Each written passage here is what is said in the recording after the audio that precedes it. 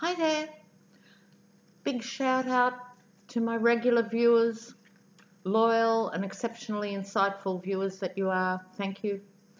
If you're a new viewer, I just want to give you a warning. If you think Trump is actually a really nice guy who's misunderstood by the media and cares about American workers and the country, not the channel for you, love. So I'll give you a moment to move on. For the rest of us, we know what he's really made of. You know, no heart, no brains, no balls, the trifecta, as I said in an earlier video. Along with that, along with the rest of the GOP, you know, cruel, selfish, heartless. Just, that's the way they're made. So, we are going to look at the second 2 weeks of August for Trump. And I've gone back to my trusty Rider-Waite deck. So let's get right into it. I'm going to do a slightly longer reading today because I won't be able to do a reading for the next few days. So I want to stock you up. Okay. Second 2 weeks of August. What's in store for Donald? What have we got in store? It's hotting up on all fronts, viewers, as we know. Now,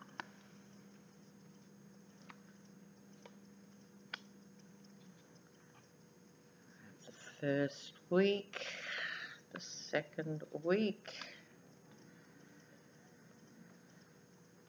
So we might need some clarifiers here. All right. On top of it, we have relationships and partnerships under the Trump lion and the Trump wings. So his relationships are going to be in question. That would be both personal and also business and political relationships. We have the Queen and King of Pentacles, followed by another Pentacles. So the second 2 weeks of August, so we're looking at week 3 of August here, is about money, money, and money. How unusual for Trump. Queen of Pentacles. I was umming and ahhing for a long time who is the Queen of Pentacles. I now read this as Rebecca Mercer. The King of Pentacles. This could be Father Bear Mercer, but I think in this context is Trump himself, followed by desperately holding on to his money, the Miser card. Now, in the bigger picture, let's just look at this. We've got the Manafort trial going on, which is about money laundering. It is and isn't about the Trump campaign. Those of you who have been following the Manafort trial, I just wanted to say this, viewers. The judge has been very hard on the prosecution, on Mueller's team, but I think that's for a reason, and I think it's a good reason. The reason, as I understand it, and if you read the legal opinions that are out there, he doesn't want to be seen as soft in any way on this. If he comes down in a ruling, he wants to be seen as fair. I think he'll come down, well, obviously the jury decides, but he will make his feelings known down the track. But I think he is in a massive ass-covering exercise in a good way, so don't worry about that. Week 3 of August. Mueller's stuff is due around this time. So, what I'm going to say here is there are either going to be new revelations in the press about Rebecca Mercer. This is Cambridge Analytica, right? In terms of election interference, I think we're going to hear more about it. And one of the reasons we're going to hear more about it is apparently Florida is already being extensively hacked in relation to Russian interference in the Florida elections. So Cambridge Analytica,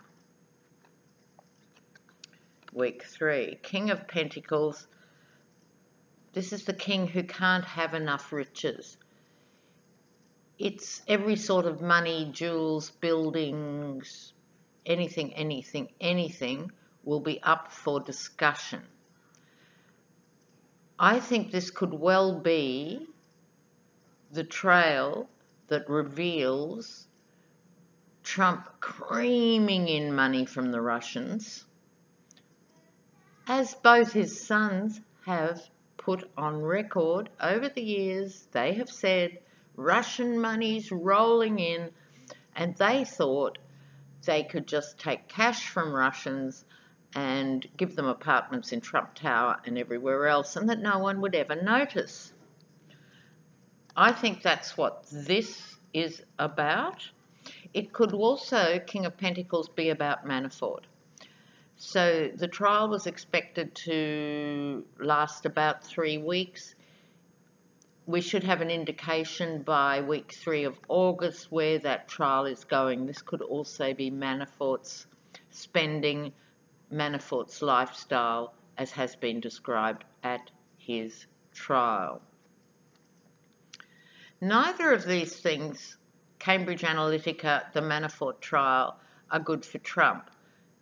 Even the dopey Trump realises this is problematic, even if Rudy Giuliani doesn't.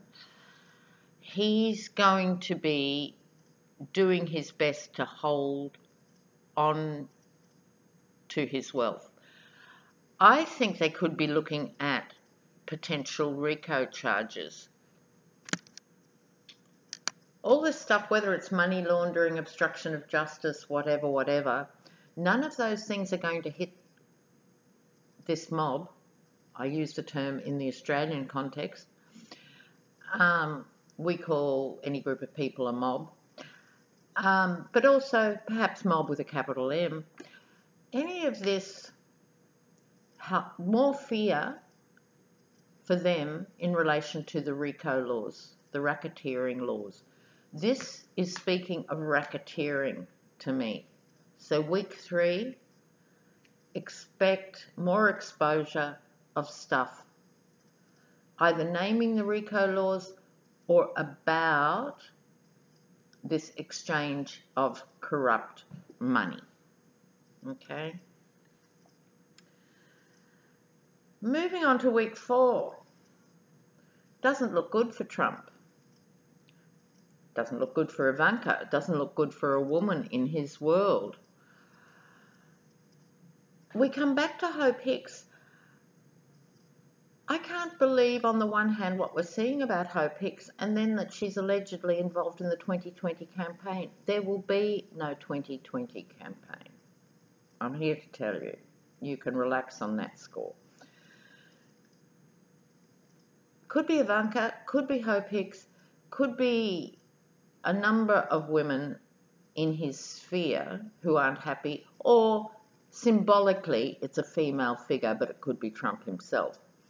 Whoever this is referring to is a hostage in this situation. I mean, Hope Hicks does strike you as being a victim of Stockholm syndrome, doesn't she, really? You know, oh, God knows. Anyway, could be one of the women in his life, could be Trump himself. Melania lives in this state, but as I've said before, viewers, call me a heartless old troll. I don't have any sympathy for her. She chose him. Okay, but I don't think Melania appears in these readings for a whole host of reasons.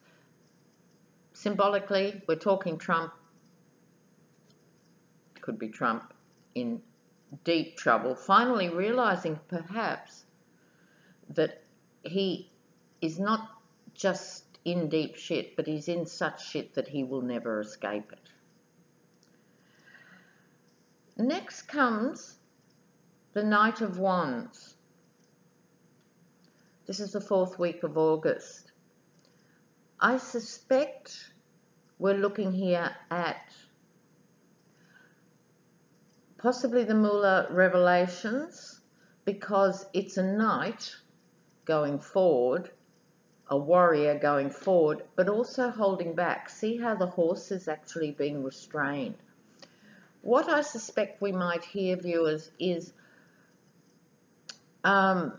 Moolah, I think, will release his stuff in stages, and we could well see a revelation from Moolah, but it is only part of the story.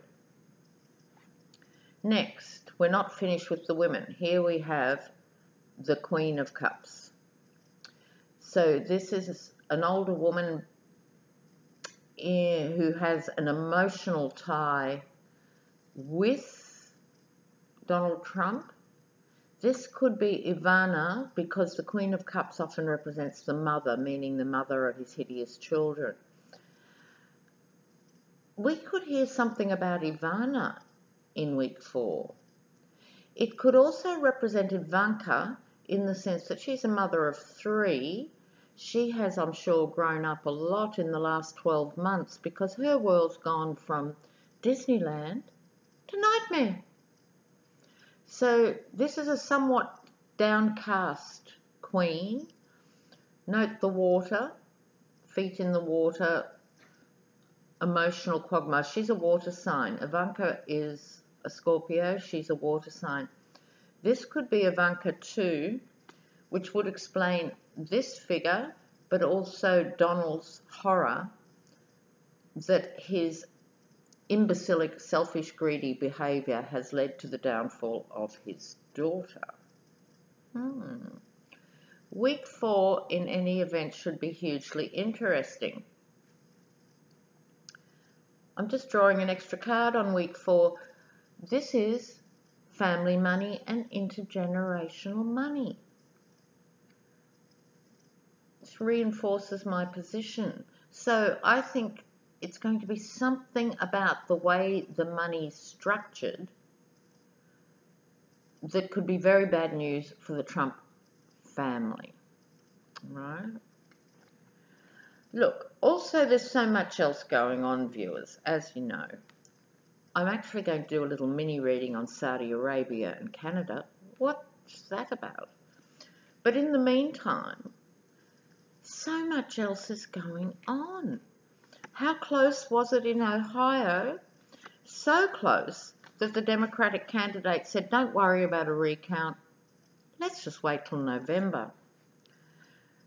I also feel it's a bit similar for Beto O'Rourke. I think if his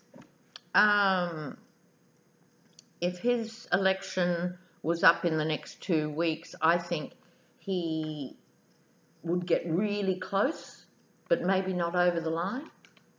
But they're not due to go to the polls until November in Texas, and by then the filth and scandal on Ted Cruz hopefully will be revealed, in which case that'll make Beto's path much more straightforward, will it not?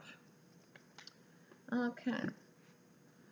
So, before I get on to Saudi and Canada, I'm just going to do a quick look at Florida.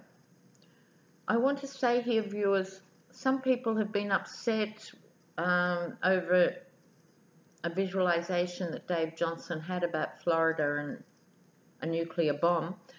I've spoken to Dave. I don't think he thinks of it in those terms. He's sorry if anyone is upset. Psychics often receive symbolic or metaphorical visions, but stuff came up definitely about Florida, and since he had that vision, there's been the information that Putin and Trump apparently have discussed nuclear stuff. That's probably where the nuclear image came in. But also this information that Florida's electoral system has already been compromised by the Russians. That's the second Russian connection. This is a very big deal. In Australia, we still vote with pieces of paper and pencils, and I would suggest, viewers, that as American voters, you should really go back to pieces of paper and pencils.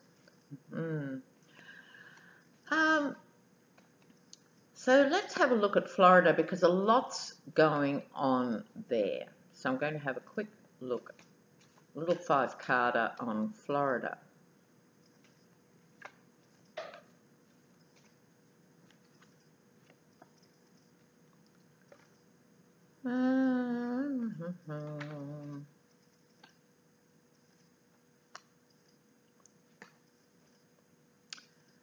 Oh, well, Florida, for any viewers who are in Florida in particular, you have got problems. And I think it's an interesting time. Florida in many ways is a flashpoint for what's going on with the electoral system. You have the Ace of Swords, which often represents Mullah, but in this case it's not specifically Mullah. It is the sword of truth, the sword of justice, trying to cut through the crap. Okay, this is important as a central card. Behind it, you have Marco Rubio and the GOP talking about happy families.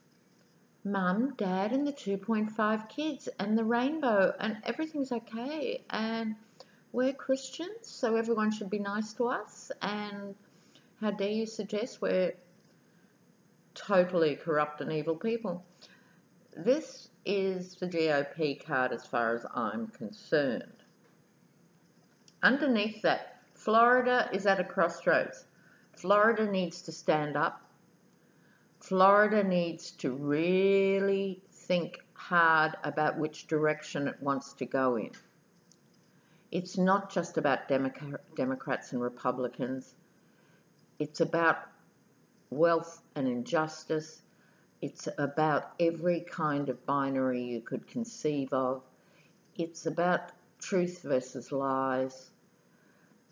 It's about community versus the kleptocracy of the corporations.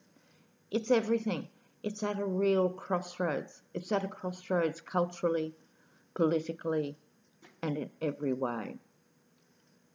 Florida, in a way, it's a blessing that it's been found out this early. We're only at the beginning of August about your electoral system. There's time to do something about it before November. But this, it's also a card of justice, the blindfolded figure of justice, as is the swords. So justice is going on here. On top of the reading, watch out for being ripped off. There's every chance that the electoral system will continue to be ripped off. So people must be vigilant. They must demand more of the lawmakers. It cannot go on. There's no excuse for it to go on. Why not have papers and pencils and an electronic system? It'd be very interesting to compare those two results, would it not, viewers? So Florida's in the hot seat. The King of Cups. The card of the father. I'm not getting it. I'm not seeing it. I'm not seeing Trump as the father of the nation. I'm not seeing Marco Rubio being old enough to be that collective father figure. Is there someone in Florida I'm missing who everyone trusts in Florida, regardless of their political persuasions or something? Is there that sort of person? I need a clarification. Florida. Please clear up the King of Cups for me. Florida and the King of Cups.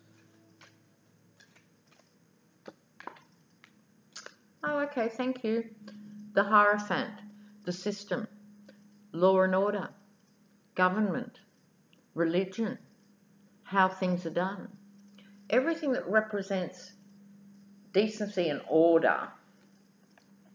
So the King of Cups might be someone who is going to, that's, like I said, might be someone I don't know about who already has that sort of public trust, or it could be another person who steps up in this crisis, because you are in a crisis, and insists on a system of decent government and order in the aftermath of this election hacking. Well, one thing's for sure, Rand Paul's gone to the dark side. He was a Trump critic and famously said at one point a speck of dirt had more integrity than Trump. Now he's turned around and he's a lapdog for Trump and Putin. After all that reaction about Helsinki, he zooms off last Monday to Moscow, like it's a normal thing for an American lawmaker, with a little letter written by the trumpet, "Love, Donald." What was in the letter? What? Why these secret back channels? What's the story with Rand Paul? Just a little one on Rand Paul. What is his story? Rand Paul.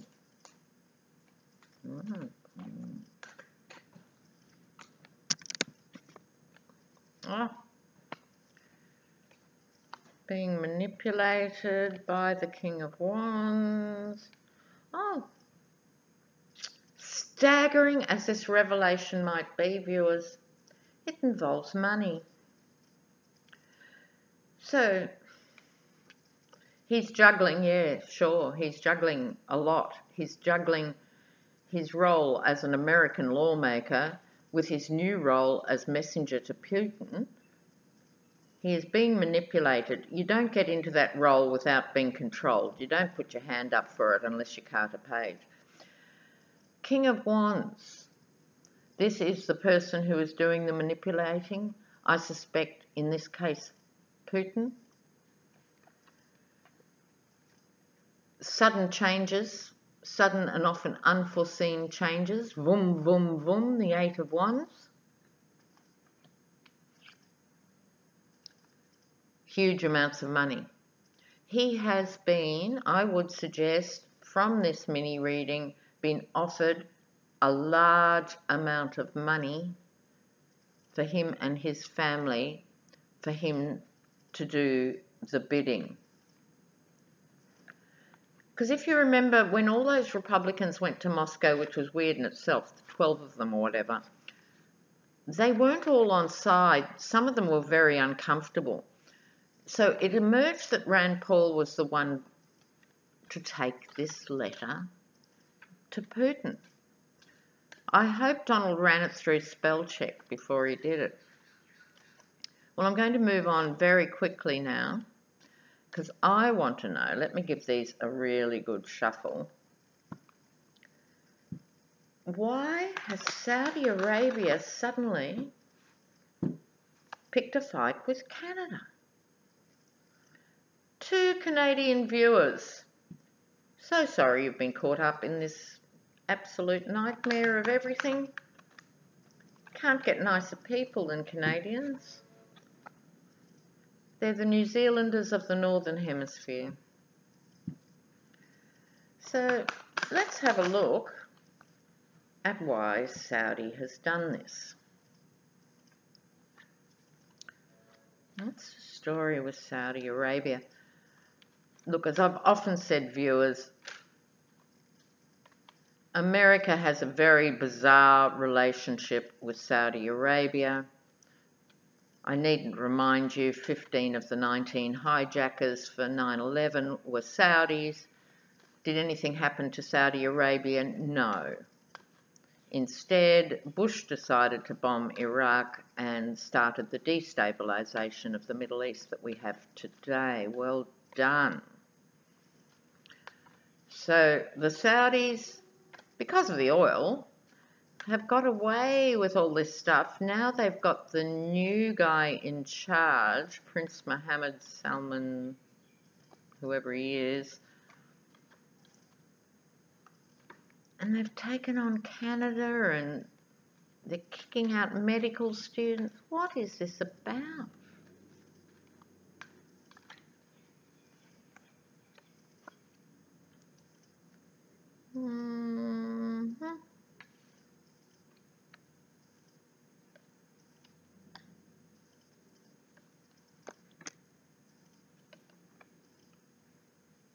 Okay. Well, there's a re-evaluation going on of the relationship, not surprisingly.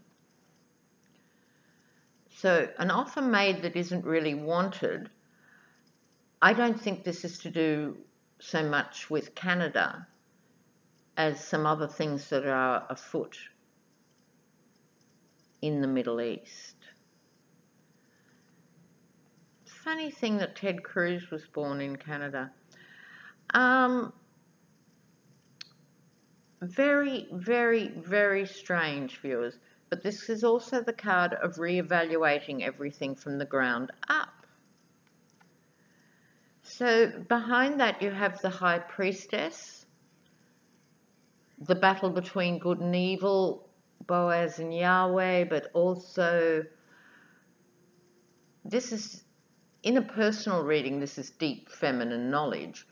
But in this type of political reading, it can be profound hidden agendas. So again, I would reiterate, this is actually nothing to do with Canada. Underneath you have the card walking away. I would suggest, even if it looks like Saudi walking away from some deals with Canada, I think Canada would be well advised to just walk away and leave it. This is nothing to do with Canada. Just walk away, meaning don't engage with it. Canadians aren't volatile and take, unthought out hysterical positions. I think you'll be fine, but just walk away from there. On top of that, we have the Two of Swords, crossed paths in this case. It could be a decision, but I think it's more likely to be crossed messages. It's all very confusing.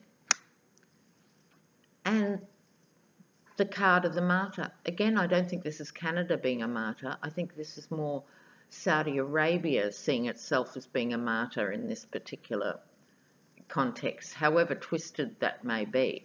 So, the overriding message in this for Canada is, although it might be difficult, just move on, because it's too stupid to give it any real airtime. It's absolutely bizarre and it's serving some other purpose. So at a future date, we may find out what that other purpose is. Okay, guys, have a good time and I'll see you in a few days. Okay, all the best. Bye now.